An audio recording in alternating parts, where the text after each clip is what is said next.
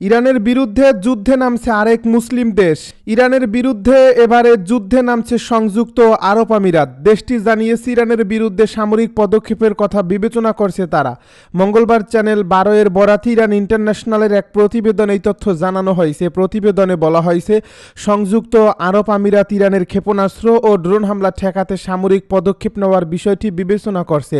সিদ্ধান্ত গ্রহণ প্রক্রিয়ার সঙ্গে পরিচিত সূত্রের বরাতে এ তথ্য প্রকাশ করা হয়। চ্যানেল 12 জানিয়েছে, চলমান সংঘাতে সরাসরি জড়িত না থাকা সত্ত্বেও ইউএই ইতিমধ্যে প্রায় 800টি ক্ষেপণাস্ত্র ও ড্রোন হামলার শিকার হয়েছে। সংশ্লিষ্ট সূত্র জানিয়েছে, যদিও ইউএস কোনোভাবেই এই যুদ্ধে অংশ নেয়নি, তবুও দেশটি 800টি হামলা মোকাবেলা করছে। সূত্রটি আরও জানিয়েছে, এমন পরিস্থিতিতে বিশ্বের এমন কোনো দেশ নেই যারা নিজেদের নীতিমালা পুনর্বিবেচনা করবে না। এ প্রতিবেদনে বলা হয়েছে, এ বিষয়ে এখনও সংযুক্ত আরব আমিরাত বা ইরানের পক্ষ থেকে আনুষ্ঠানিক কোনো বিবৃতি পাওয়া যায়নি। এর আগে শিয়া ধর্মীয় নেতা আয়াতুল্লাহ কামাল আল হাইদারি মঙ্গলবার যুক্তরাষ্ট্র ও ইসরায়েলের বিরুদ্ধে জিহাদের আহ্বান জানিয়েছেন। তার কার্যালয়ের বিবৃতিতে বলা হয়েছে, এই আক্রমণগুলো ইরানের সভ্যতা ও ধর্মীয় কর্তৃত্বকে লক্ষ্য করে করা হয়েছে। খবর শাফাক নিউজের। আল হাইদারি মুসলমানদের সতর্ক করেছেন, নিজেদের ভূমি মর্যাদা ও সার্বভৌমত্ব রক্ষায় প্রস্তুত থাকতে হবে এবং ইহুদি ও আমেরিকানদের অহংকারের বিরুদ্ধে প্রতিরোধ করতে হবে। শিয়া ধর্মমতে এই ধরনের জিহাদ সাধারণত প্রতিরক্ষা ভিত্তিক এবং আক্রমণাত্মক নয়।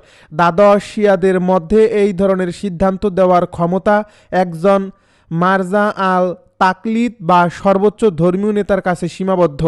এর আগে 2014 সালে ইরাকের শীর্ষ শিয়া নেতা আয়াতুল্লাহ আলী আল সিস্তানি আইএসআইএসের বিরুদ্ধে লড়াই করার আহ্বান করছিলেন, যা পরে পপুলার মোবিলাইজেশন ফোর্সেসে পরিণত হয়।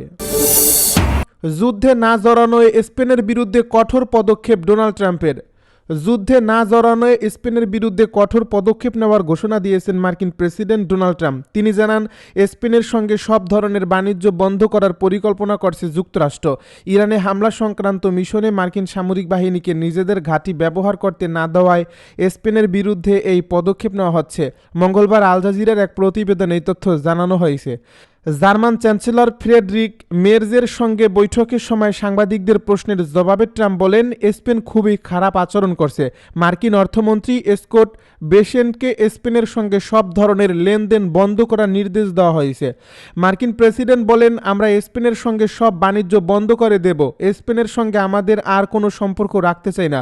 এর আগে ইরানে হামলা চালাতে যুক্তরাষ্ট্রকে নিজেদের সামরিক ঘাঁটি ব্যবহারের অনুমতি নাকচ করে দেয় স্পেন।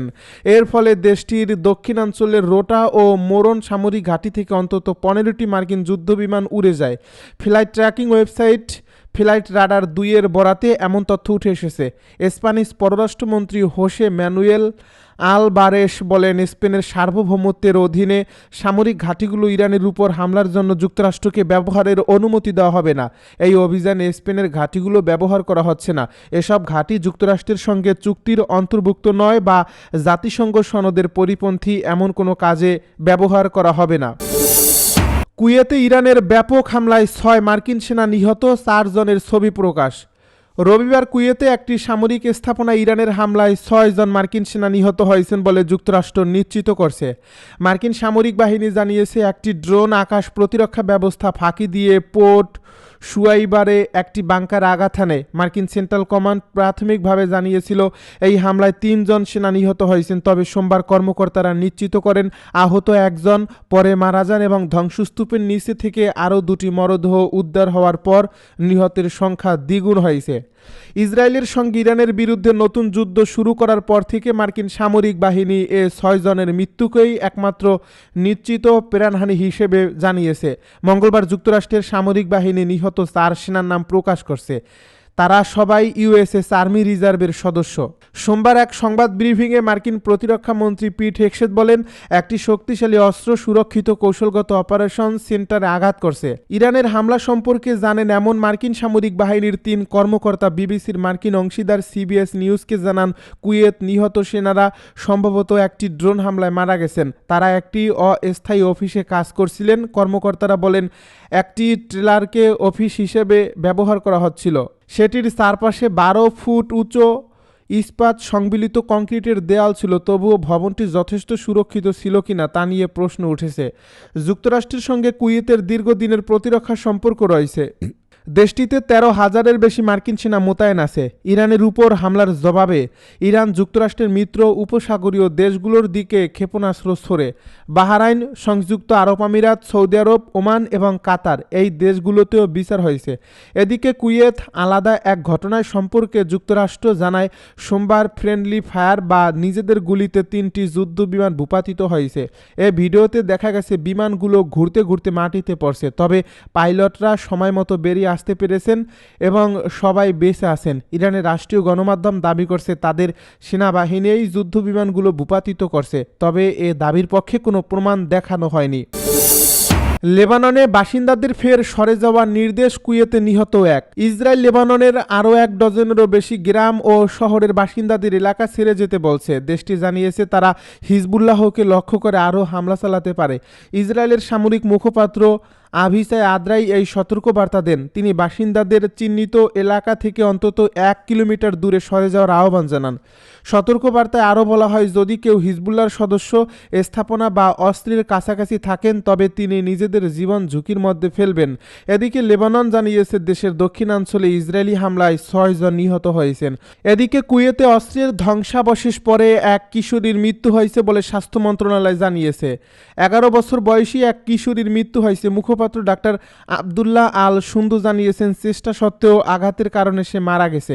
আল সুন্দের মতে তার মা সহ তার পরিবারের 4 সদস্যকে হাসপাতালে নেওয়া হয়। কুয়েত সেনাবাহিনী বলছে তারা একটি বিমান হামলার লক্ষ্যবস্তু ধ্বংস করছে। ইরানে ভয়াবহ হামলা চলছে, সহস্রাধিক নাগরিক নিহত। ইরানে হামলার মাত্রা ভয়াবহ পর্যায়ে নিয়ে গেছে ইসরায়েল ও যুক্তরাষ্ট্র। সামরিক স্থাপনার পাশাপাশি বেসামরিক স্থাপনায় চলছে ব্যাপক হামলা। এতে গত 28 ফেব্রুয়ারি থেকে ইরানে 1097 জন বেসামরিক নাগরিক নিহত হওয়ার খবর পাওয়া গেছে। যুক্তরাষ্ট্র ভিত্তিক মানবাধিকার সংস্থা human rights activist news agency এ তথ্য জানিয়েছে। এ সংস্থাটি জানায় নিহত ব্যক্তিদের মধ্যে 10 বছরের কম বয়সী শিশুর সংখ্যা 181। এইচআরএনএ আরও জানিয়েছে বেসামরিক মানুষ আহত হওয়ার সংখ্যা 5402-এ পৌঁছেছে।